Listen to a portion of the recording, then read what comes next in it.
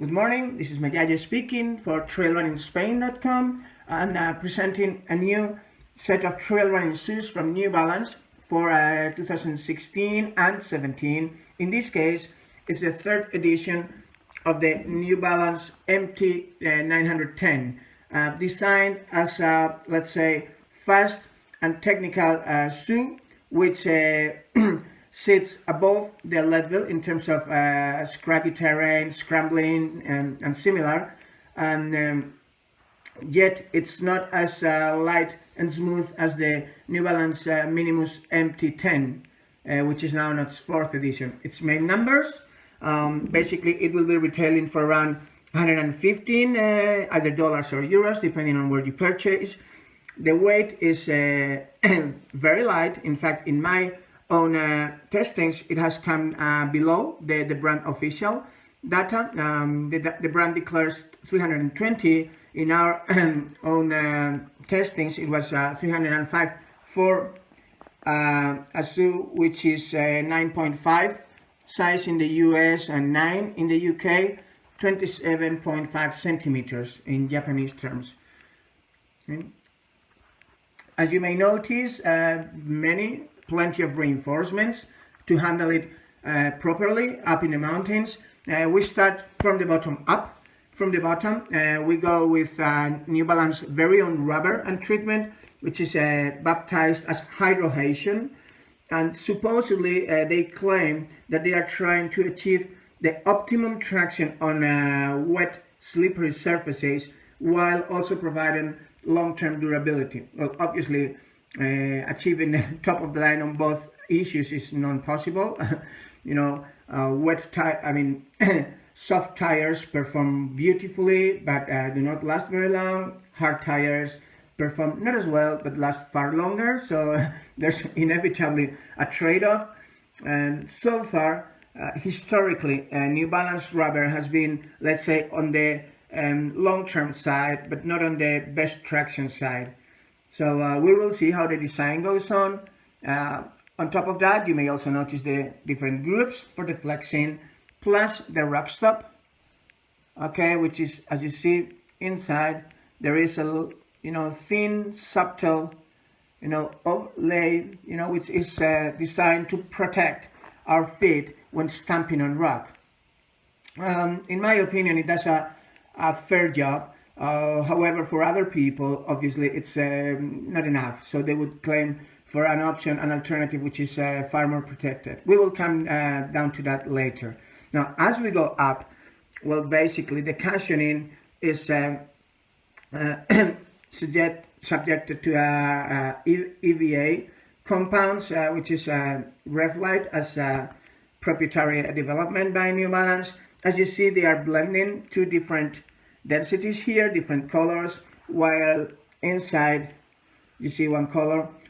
Just take a look at the different design, this pattern, where New Balance has taken from the fresh foam development those inside and outside different patterns so as to provide additional cushioning.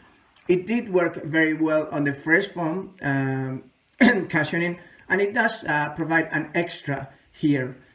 What is best about this cushioning is that it not only provides a fair support, but it also guides the feet on a, let's say, quite stable trajectory from landing to pushing to take off. Now, if we go up, on the upper, we see there are different surfaces. First, we see it's very well reinforced all around it, so as no rock will puncture through or cactus or similar. So it will be a difficult shoe to tear off, which is good news. On the other hand, if we bump against a rock, we've got this special toe protect up here, rigid, good. Not as rigid as true, pure mountain shoes, but fair enough. And the upper mesh is extremely breathable. I'll just stick it up for a close-up, as you see. Very breathable, yet not much of a surface, basically for the toes, because the rest is quite covered with an overlay which is aiming at extra, traction while handling your feet, well together, which is also the reason why you've got this extra opening here for the ankle, so you can tighten up your ankle and also prevent it from slipping down and getting black nails when running downhill at suicide pace. On the weak side, we've got laces, which are pretty basic, just thin straight laces, absolutely nothing to it. Well, if they work, it might be good enough, but we miss those beautiful twisted laces that come with the Leadville and that provide a perfect fit once you tighten them up. Anyway, alternatives, well, obviously sister Leadville is always there when talking about New Balance. These are my Leadville with almost 250 miles on them, still going strong, as you see. Basically, Leadville's numbers are a bit more expensive, retails for, let's say, 10 bucks, 10 quid more, depending where you purchase. A little bit heavier, say about 10 grams, more or less. Basically, same drop, same geometry of the chassis. However, the sole is slightly slimmer. In the case of the Leadville, you've got 11 centimeters up front for both, on the feet where you take off. However, basically you've got 8 and 9 centimeters, 8 for Leadville and 9 for 900, which means that Leadville is designed to provide smoother, faster ride, whereas 910 is designed to provide greater stability, upon twisting and scrambling within the rocks. Sounds very sensible, when you consider what what each one of these shoes has been designed for. Now, alternatives if you want a true heavy mountaineering shoe. Well, you've got either La Sportiva Ultra Raptor or Dynafit Feline Ultra. Here you go. Just for you to get a reference, you've got the numbers is quite more expensive. Dynafit goes up to 145 bucks or euro. It's quite heavier, obviously. It's got more reinforcement. Goes to 340 grams. However, similar geometry with 8 millimeters drop, and the sole has got the same width here, 9 centimeters. However, the Austrian shoe has got 1 more centimeter up here on front.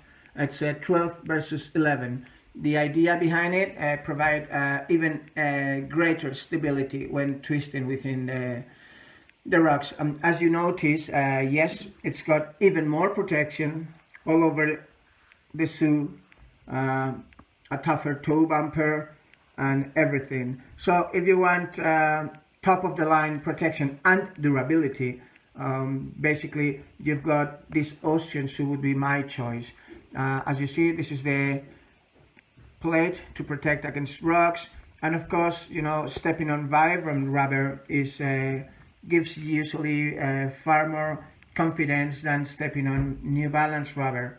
Hope you guys can work it out, at New Balance. So to finish off the review, before we get them down into the miles and miles and up in the mountains, probably will be taking them to the Alps for the previous days to the Ultra Trail Mont Blanc.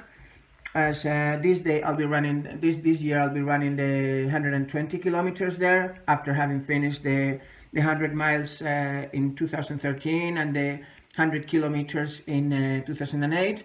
So it's the third ultra at the Mont Blanc that I would like to do.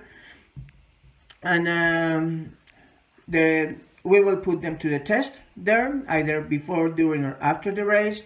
So just let me remind you of the main hard data for this New Balance MT910 third edition for this 216, 217 with a price of 115. Beautiful lightweight of 305 grams, a classic drop of 8 millimeters, nice cushioning, 27 behind, 19 up front, and a sole which is, let's say, quite classic, with 11 up front and 9 below, which is very, very similar to most of the Salomon range, for example. Okay, so